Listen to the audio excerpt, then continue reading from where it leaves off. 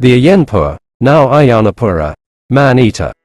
When driven by hunger, the tiger will boldly enter the villages and seize the unsuspecting man, woman, or child that may cross his path. Once having acquired a taste for human flesh, the tiger will rashly risk his skin in endeavoring to gratify his appetite. Like a skillful general, he rapidly changes his scene of operations and swoops down where least expected. In his journal, Major Sanderson records the devastation caused by a tigress and the efforts for its capture, which at length were successful. He wrote that, "When I pitched camp at Morley, now Mariala, in September 1873, to commence the elephant kedders, the countryside was in a state of considerable alarm from the attacks of a man-eating tigress. This tigress's fits of man-eating seemed to be intermittent, as after killing 3 or 4 persons some months before, she had not been heard of till about the time of my arrival at Morley, when she killed 2 boys attending goats. I anticipated some trouble from her, in our kedder work, as it would be unsafe for 1 or 2 men to go alone through the jungles, but whether it was from the disturbance caused by 700 or 800 workpeople, or other reasons, we heard nothing of her for some time. On November 30th, when the workpeople had dispersed, news was brought in that a man, returning to the village of Nagwali, now Nagavali, about 6 miles from Morley, with cattle, had been carried off the evening before. From an account of the place, where the mishap had occurred, I knew it was useless to look for the tigress after the lapse of 18 hours, as she would have retired to impracticable jungle. I urged the people to bring news of further losses at the earliest possible moment. On December 19th, another man was carried off close to the village of Iyenpoor, 5 miles from Morley, but I did not hear of this till 2 days afterwards. On Christmas Day I thought I would look up the jungles in the Iyenpoor direction, so took an elephant and some trackers in hopes of learning something of the tigress's habits. The unfortunate man's wife, with her 3 small children, were brought to me as I entered the village. The woman, with the strange apathy of a Hindu, related what she knew of her husband's death without a tear. I gave her some money, as she would have to expend a small sum in accordance with caste usage to rid her of the devil by which she was supposed to be attended on account of her husband's having been killed by a tiger, before she would be admitted into her caste's villages, and then, accompanied by the headman and others, went to the scene of the last disaster. A solitary tamarind tree grew on some rocks close to the village. There was no jungle within 300 yards, only a few bushes in the crevices of the rocks. Close by was the broad cattle track into the village. The unfortunate man had been following the cattle home in the evening, and must have stopped to knock down some tamarinds with his stick, which, with his black blanket and a skin skull cap, still lay where he was seized. The tigress had been hidden in the rocks, and in one bound seized him, dragged him to the edge of a small plateau of rock, from which she jumped down into a field below, and there killed him. The place was still marked by a pool of dried blood. She had then dragged her victim half a mile, to a spot where we still found his leg bones. After walking about for 2 hours with the trackers, in the hopes of seeing recent marks of the tigress, but without success, the village cattle were sent for and herded into the jungles in the hope of attracting her if nearby. The poor beasts were, however, so frightened by the constant attacks of tigers, that we could scarcely get them to face the jungle, and the partridge rising suddenly was too much for their nerves, and sent him, tails up, to the village before they had been out half an hour. After some time, they were got back. About 1 p.m., as they were feeding near a cover in a hollow encircled on 3 sides by low lulls covered with bamboo, and a very pretty spot for a tiger, a wild scurry took place as a large tiger rushed amongst the foremost of them. Strange to say, they all escaped, 2 only being slightly wounded. A few plucky buffaloes were in advance, and interfered considerably with the tiger's attack, as these animals never hesitate to do. Up to this time I had been walking, rifle in hand, amongst the cattle, but the heat was considerable, and at this unlucky moment I was some little distance behind getting a drink, or I might have had a shot, as the herdsmen were not certain that the tiger had not secured something in his rush. We went in force to look through the cover. We only found footprints, however, and knew they were not those of the man-eater, but of a large male who was a well-known cattle killer about the place. We shortly heard a spotted deer bark over the saddle of the hill to our left. The tiger had moved off in that direction upon his discomfiture. We saw nothing more of him that day, or of the man-eater, and I returned to camp by moonlight. It was so cold that I was glad of an overcoat. A good camp Christmas dinner was awaiting me. and had I only been lucky enough to bag the man-eater, I should have been able to enter this amongst my red-letter days. After this nothing was heard of the tigress for a week, when the trackers and I were going to look after some wild elephants, and at the ford in the river below the Kumapan temple found a tiger's pugs that were immediately pronounced to be hers. I sent back 2 men on my riding elephant to warn the people of Morley that the tigress was in our jungles, as her usual hunting grounds were to the east of the river, and the people on our side were liable to be off the guard. We tried to follow her, but she had crossed open dry country, in which tracking was impossible, and we had to give her up. During the day I made arrangements for hunting her systematically next day should she still be in our jungles. Whilst at dinner that evening, I heard voices and saw torches hurriedly approaching my tent, and could distinguish the words neigh and nary, dog, and jackal, pronounced excitedly. The Canaries people frequently speak of a tiger by these names, partly in assumed contempt, partly from superstitious fear. The word puli, tiger, is not often used amongst jungle men, in the same way that, from dread, natives usually refer to cholera by the general terms of roga or jardia, sickness. The people were from Haradanahalli, a village a mile and a half away, and had come to tell me that their cattle had galloped back in confusion into the village at dusk, without their herdsman. Only one man had been with them that day, as there was some festival in the village. We suspected he had fallen a victim to the tigress, but it was useless to attempt a search that night. The cattle had been 2 or 3 miles into the jungles, and we had no indications where to look for the unfortunate herdsman, who was, moreover, probably now half devoured. So ordering some rice for the men, I sent him to Morley to tell the trackers, and to sleep there and return with them in the morning. At dawn we started on the back trail of the cattle from Haradanahalli till we found the point where they had begun to gallop, just below the embankment of a small channel drawn from the river near Atakulpur, now Ayyanapura, and supplying the Haradanahalli tank with water. The ground was hard and much trodden by cattle, and we looked for some time for the tigress's tracks in vain, till the distant caw of a crow attracted us to the place where we found the man's remains. Only the soles of his feet, the palms of his hands, his head, and a few bones were left. We lost no time in taking up the tigress's track, and used every endeavor to run her down. As we had over 100 men ready at camp to beat her out, could we but mark her into some practicable cover. But though she had eaten so much, she had recrossed the river as usual, and had gone into the jungles towards the hills, where there was no chance of finding her. About a week after this, the priest of a small temple 10 miles due west from Morley, and in comparatively open country where a tiger had not been heard of for years, was jogging along on his riding bullock one morning, to sweep out and garnish the small jungle temple in which he officiated, and to present to Yene Hole Kumbapa the offerings of the simple villagers, whose faith was placed in that deity. Suddenly a tigress with her cub stepped into the path. The terrified bullock kicked off his rider and galloped back to the village, whilst the tigress, for it was the dreaded Iyenpoor Man-Eater, far out of her ordinary haunts, seized the hapless pujari, priest, and carried him off to the bed of a deep ravine near. Upon hearing next day of this, my men and I thought it must be some other tiger, as this fiend had managed with such cunning that we did not then know that she had a cub, and it was not till we found this out subsequently that we traced this death to her also.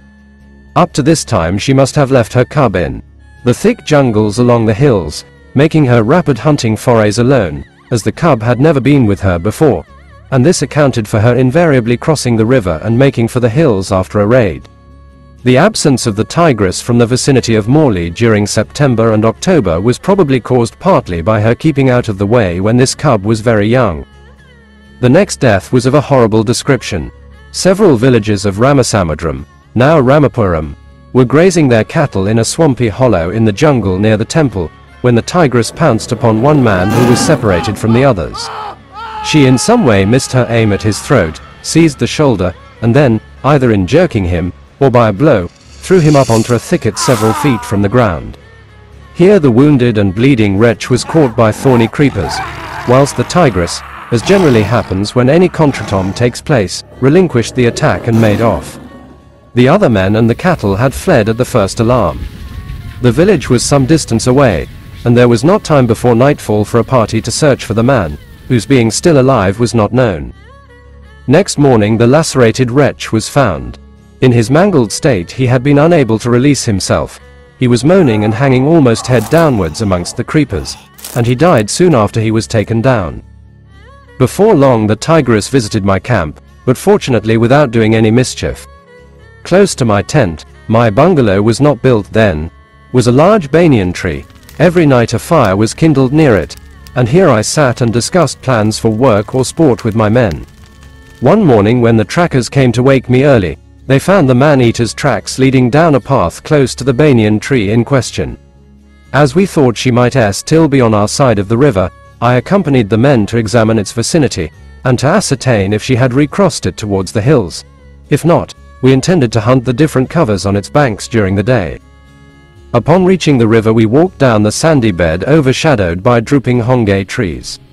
The scene at early morning was very pleasant. Gaudy kingfishers fluttered and poised over the pools and shallow runs of clear water into which the river, a considerable stream in the rains, had now shrunk.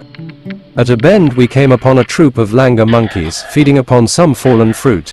These ran nimbly across the sand to the sanctuary of the large trees when we appeared.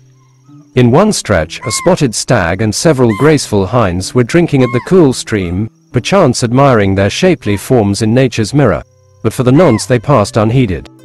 The soothing cooing of doves, the scream of the toucan, the cheery and game cry of the jungle cock perched aloft, whilst his ladies ruffled themselves in the sand below, combined to make one of those tranquil phases of beauty in nature which are such a contrast to the wildness and grandeur of other scenes. The trackers moved quickly and silently along. We passed 2 or 3 pugs, but these elicited no notice, except one into which Dod Sidda drove the butt end of his spear without a word. This was the night's track of the tigress to our side of the river. We had nearly got to the temple, below which it was not likely she would have crossed, and were in hopes of not finding her outgoing trail, when a single track across an unblemished stretch of sand caused an exclamation of disappointment, and one glance showed it to be the unmistakable small oval pug of the man-eater. We felt our chances of finding her that day were very small, but there was nothing like trying. So, sending for an elephant to come to the temple and there await my return, we cast ahead towards the hills, and again hit off the trail after several hours' work, finding tracks now and then in the sandy beds of ravines, but all leading to a country where the cover was continuous. We were obliged to give it up as useless, as we could neither keep the trail nor have done anything towards driving such extensive cover had we even found where the tigress lay hidden.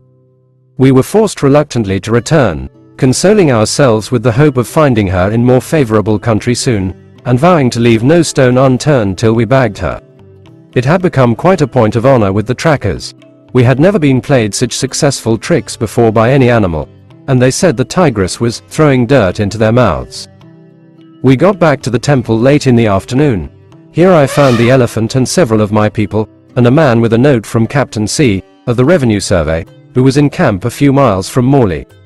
I started the messenger back with a reply, and though we were pretty certain the man-eater was miles away, it was a nervous job for him to get through the jungle till he reached open country on the far side. He left us, already casting furtive glances around him, to the great amusement of my men, who had not the job to do themselves. Before he had got far, one of them, who was a bit of a humorist, called him back. The man came, when the wag, assuming a concerned air, said, "You know, keep a good lookout ahead of you, never mind the rear. If a tiger seizes a man from behind, what could any of us do? But, you know, you can see her if she is coming for you from in front, and you might try a run for it. Goodbye. Kumbapa be with you. Don't delay. It's rather late as it is." The poor villager grinned painfully at the joke, which the rest enjoyed immensely, but I saw he was in such a fright and reflected that, with the uncertainty of her class, the tigress might as likely be near as far away that I sent half a dozen men, the joker amongst them, to see him safely into the cultivated country on the other side. Shortly after this, work took me to Gundulpette, 25 miles from Morley, on the Nilgiri road, and I returned on the 14th of January 1874. As I rode into camp about midday, the trackers were waiting for me, and informed me that they had heard the death cry raised at a small village called Busavanpur, now Bomanahalli, below the Ramapuram lake, and some 2 miles from Morley, that morning, and that on inquiry they found a woman had been carried off by the man-eater out of the village during the night, but that they had not followed the tracks, as I was not with them.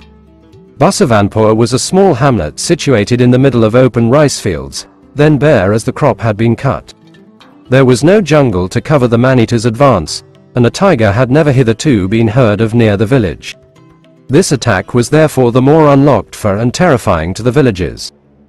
Immediately breakfast was over and an elephant ready I started and soon reached Iyenpoor. The attack had been most daring. At one end of the single street of the village stood a shady tree, round the base of which a raised terrace of stones and earth had been built as a public seat. Within 10 yards of this tree the houses began. From the marks we saw that the tigress had crouched upon this raised terrace, from which she commanded a view of the street. The nearest house on one side was occupied by an old woman, the one opposite by her married daughter. The old woman, it appeared, sometimes slept in her own house, sometimes at her daughter's. The night before she had been going to her daughter's, and as she crossed the street, only a few feet wide, the tigress with one silent bound seized and carried her off. No one heard any noise, and the poor old creature was not missed till morning. When I arrived the son-in-law came forward, and with the other villagers gave an account of the mishap. The son-in-law's grief was really painful to witness, and when he told me how all his efforts to find any trace of his mother-in-law had been unsuccessful, he gave way to the most poignant outbursts. Now, knowing pretty well how little store is placed upon an old woman in India, I could not but regard this display of feeling by the fat young son-in-law as rather strange. A mother-in-law is not usually so highly esteemed, amongst natives, that her loss is deemed an irreparable calamity, and when I further noted that the afflicted youth could only give a shaky account of his exertions in looking for the body, I thought something was wrong, and had him taken along with us. The tigress had gone towards the river, and though cattle and people had been over the fields, and it was now afternoon, the sun hot, and a strong wind blowing clouds of dust about, the trackers carried on the trail very cleverly, and pointed out that several footmarks had followed it before us, for which the prostrated son-in-law found some difficulty in accounting. After passing through a field of standing rice in which the broad trail was very distinct, and where in the soft mud we got a fair impression of the tigress's pugs, and through some bushes where strips of the woman's blue cotton cloth were hanging, we came to a cocoa-nut garden near the river, and here, amongst some aloe bushes, we missed the drag. There was a place which looked as if the tigress had lain down, probably to eat, as there were marks of blood, but there were no remains, and her trail continued across the river, whither we followed. The trackers soon thought something was amiss, as no trace of the bodies, being dragged, could be found. One of them remarked that the tigress would hardly eat the whole at once, whilst, had she carried off the remainder in her jaws, she must have laid it down at the pool in the sandy bed where she had drunk. There was no trace of her having done this. We returned to the aloe bushes. After examining these for some time, one of the men looked inside a thicket, and with an exclamation turned upon the son-in-law, and giving him a sound-box on the ear asked him what he meant by it. It was that the villagers had followed the track with horns and tom-toms, as we subsequently learned, in the morning, and had burnt the remains to avoid police inquiry, the dejected son-in-law acting chief mourner. The ashes of a fire which the tracker now pointed to inside the thicket sufficiently explained the affair. The woman was of good caste. Had her death been reported, the remains would have been handled by outcasts, and have formed the subject of a sort of inquest by the police at Chamraj Nagar. To avoid this, the relatives had burnt the remainder of the body as soon as found. What could be done when the foolish villagers either brought us news too late, or acted in this way? We sent the now truly smitten son-in-law back to the village, bewailing his mother-in-law more sincerely probably than before, and finding that the tigress had gone east we returned to Morley, it being useless to follow her in that direction. This death caused great consternation. The villagers concluded that they would now not be safe in their houses at night, and some of the outlying hamlets would have been temporarily abandoned had the tigress lived much longer.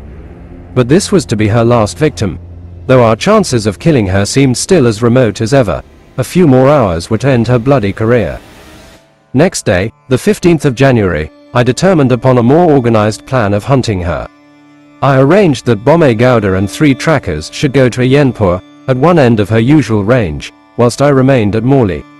In case of anyone being killed near Iyenpoor, the men were to let me know immediately, and I supplied them with strychnine, and a gun charged with powder, as a safeguard in their jungle wanderings.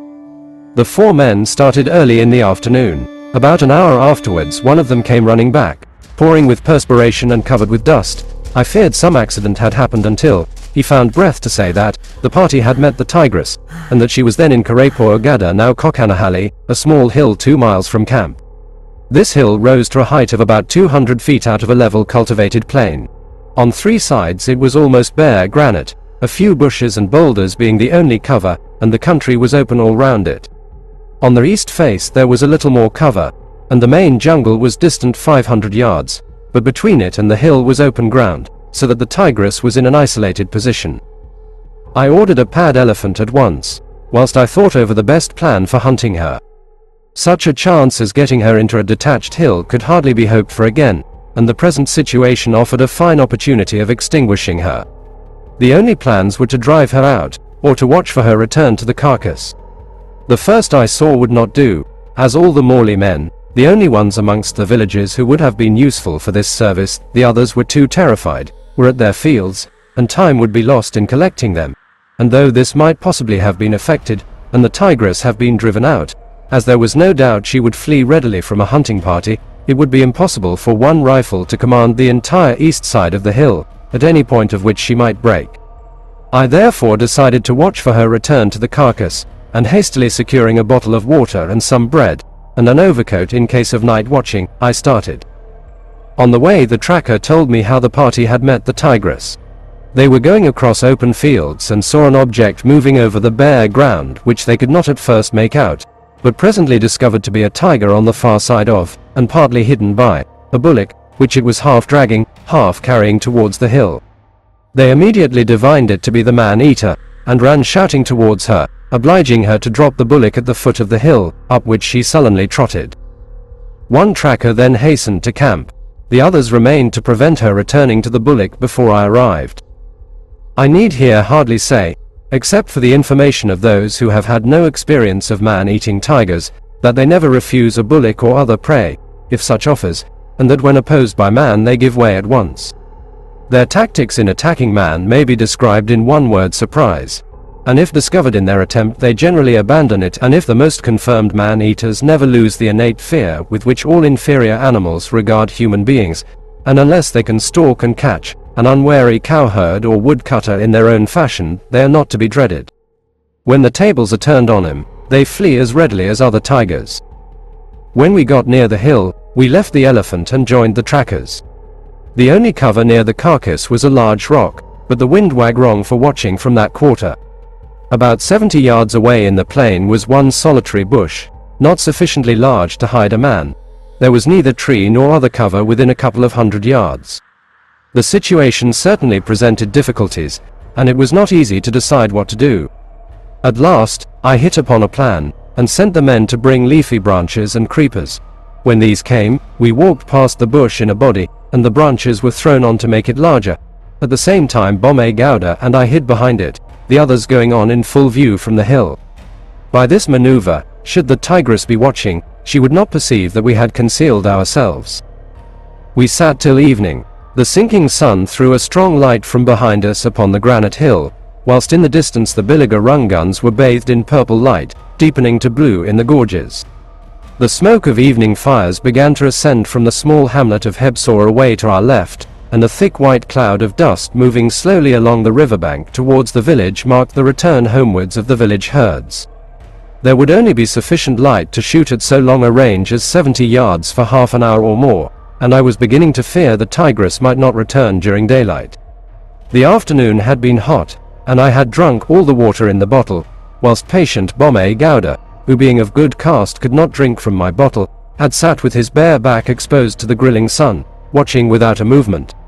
At this time of the year, January, the change in temperature in Mysore, and, in fact, the whole of India, between day and night, is very considerable, sometimes upwards of 30 degrees, and as the sun neared the horizon the evening quickly became chilly, but this disturbed Bomme Gowda no more than the heat in his imperturbable watch.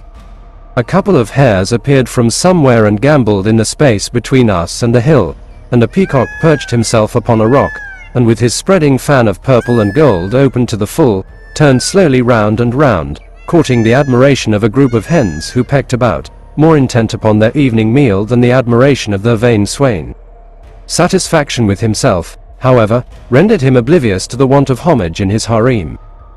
We had been whispering quietly, as we were out of earshot of the cover, and Bome Gowda had just said, after a glance at the sinking sun, that it was the time, par excellence, for a tiger's return to its prey, when a peahen, which had been hidden amongst boulders on the hillside to our right, rose with a startling clamor.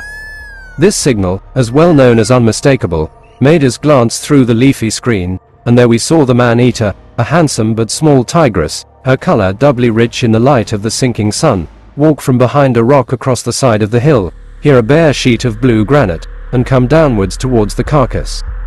She halted now and again to look far out into the plain behind us. Was the beast dreaded by thousands, hunted by us so long, and which we had never even seen before, the guilty midnight murderess, really before us? Could nothing but some untoward failure now avert her fate? I followed her with my rifle so eagerly that Bome Gowda whispered to me to let her get to the carcass before I fired.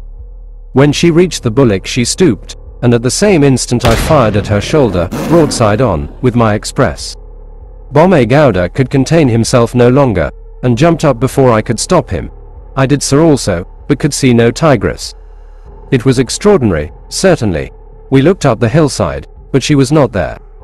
Was she really a devil as all believed, and had she vanished in air? Just then up went a tail on the far side of the bullock in a convulsive quiver. She had fallen exactly behind the carcass. I ran along the hillside to intercept her should she gain her feet, but it was all right. She was only opening her mouth in spasmodic gasps, and I settled her. The trackers came up in great glee. They had seen the tigress come over the summit of the hill and enter the rocks on our side half an hour before we saw her. They were in a large tamarind tree away in the plain. On examining her we found that she was in milk, which was the first intimation we had that she had a cub. She was in the prime of life and condition, and had no lameness or apparent injury to account for her having taken to man-killing. I may here say that we never killed her cub. It was heard calling to its mother for several nights around Iyenpoor, but we could not find it in the daytime, and it must have died of starvation, as had it lived, we should certainly have encountered it.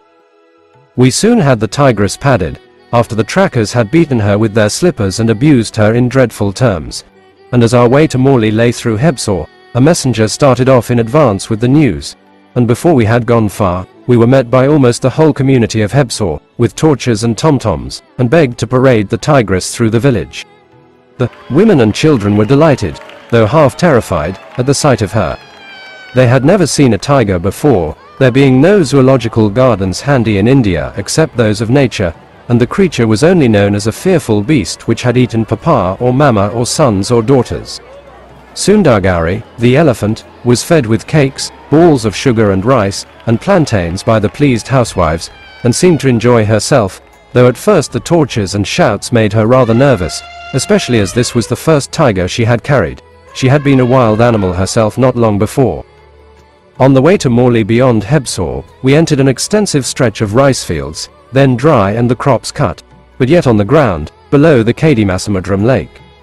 Ordinarily fires were kept up at the threshing floors, and much merriment went on all night, but the dread of the tigress latterly had been so great that all was quiet and apparently deserted. Not a fire was to be seen nor a voice heard. Dotted about the plain were large trees which we knew sheltered the anxious watchers of the threshing floors below. We had brought torches and men from Hebsor, and after much calling that the tigress had been shot, voices were at last heard from different trees, lights began to appear, and watchers came from all directions, some shouting to us from the distance to let them come up and see the dog.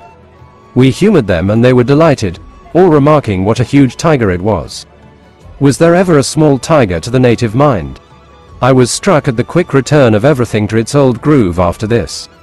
Instead of small bodies of people hurrying fearfully homewards early in the afternoon, and not a villager visible after 5 o'clock, as had lately been the case, odd villagers now used the path past camp after dusk, and the rice fields were again the scene of work and harvest merrymaking. There was little doubt from the place where the tigress was found that she was the man-eater, though we could not be positive of this. As there were several tigers about, I was relieved, therefore, as time progressed, by finding that all killing ceased. It will be years, however, before the recollection of the Ayyanapura tigress is lost in that part of the country, and her name will be preserved in legend, with exaggerated accounts of her doings and the manner of her death, long after all fact regarding her has been lost. The end.